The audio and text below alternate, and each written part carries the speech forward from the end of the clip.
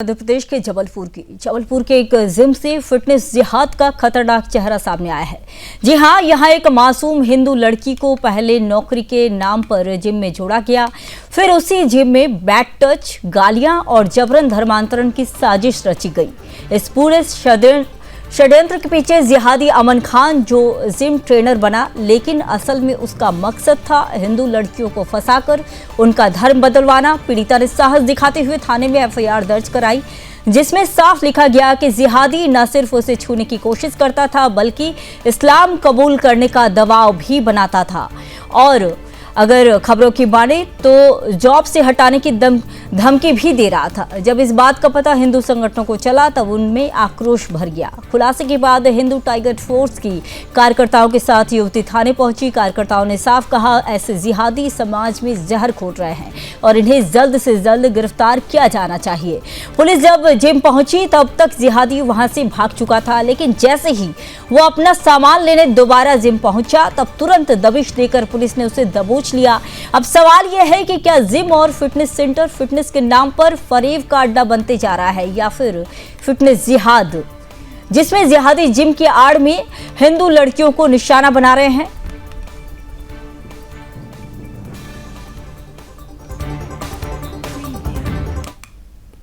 यहाँ पे साई फिटनेस में काम करती थी। वहाँ पे एक अमन नाम का लड़का है जो मुझे मतलब टॉर्चर करता था।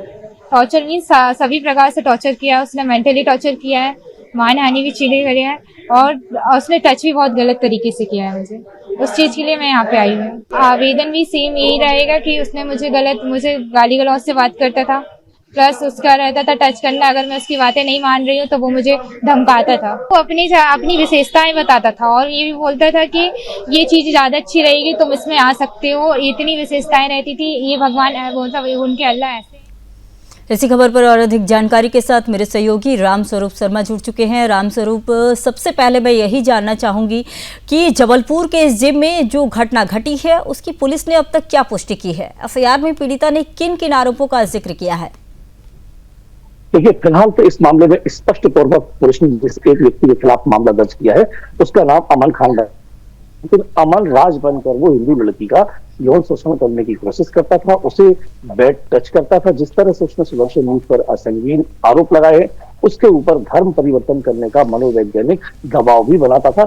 सबसे बड़ी बात यह है कि सॉफ्ट कॉर्नर इस्लाम का, उसकी अच्छाइयां, इस्लाम की खूबियां बताकर उसका पहले ब्रेन वॉश करने की कोशिश की।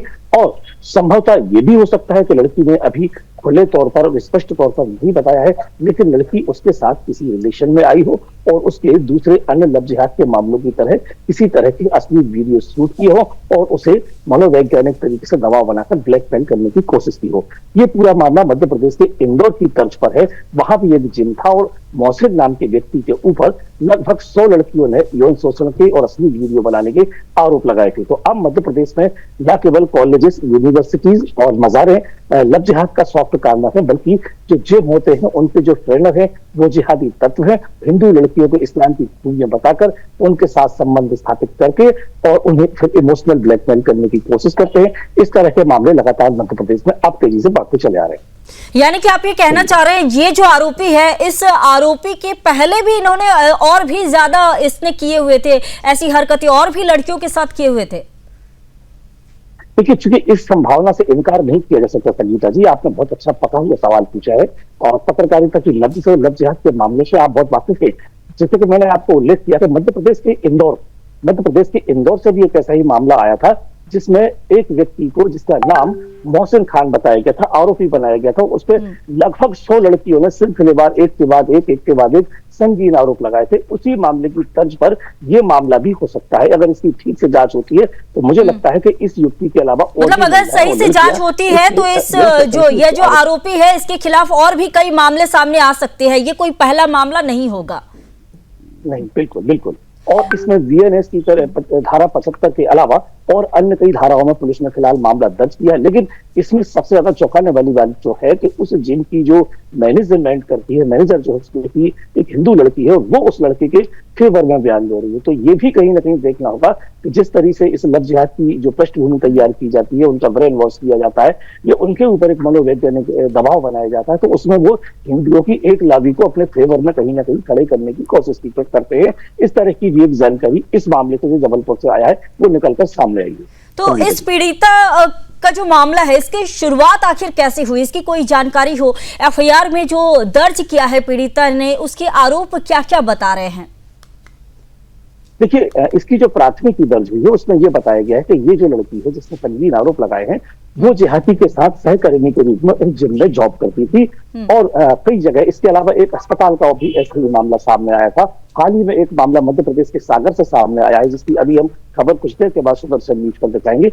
उसमें भी एक 2 बच्चों के पिता ने एक हिंदू लड़की को लव जिहाद में फांसा है और उसका भी यौन शोषण करने का प्रयास किया है। वो जानकारी भी हम अपने दर्शकों को बताते चले कि एक साथ मध्य प्रदेश से जबलपुर के 2 मामलों का खुलासा हुआ है। एक ताजा मामला मध्य प्रदेश के सागर से सामने आया है, जहां एक जिहादी जो कि 2 बच्चों का बाप है और उसने एक कॉलेज की छात्रा को प्रेम पास में फांसा और उसके अश्लील वीडियो बनाए हैं। और दूसरा जो मामला है ये मध्य प्रदेश के जबलपुर का है, जिसमें एक जो जिम ट्रेनर है वो अपनी सहकर्मी को जो जिम की ट्रेनिंग भी देता था, लेकिन उसे गलत तरीके से स्पर्श करता था, बैक टच करता था। उस महिला ने, उस लड़की ने इस तरह के आरोप फिलहाल लगाए हैं और इसी आधार पर पुलिस ने प्राथमिकी दर्ज की है। हिंदू संगठनों के द्वारा पुलिस के ऊपर दबाव बनाया जा रहा है और लगातार जबलपुर में इस पूरे मामले को लेकर प्रदर्शन और धरने का जो माहौल है वो पूरा बना हुआ है। ठीक है रामस्वरूप जी, आपने पूरी जानकारी दी।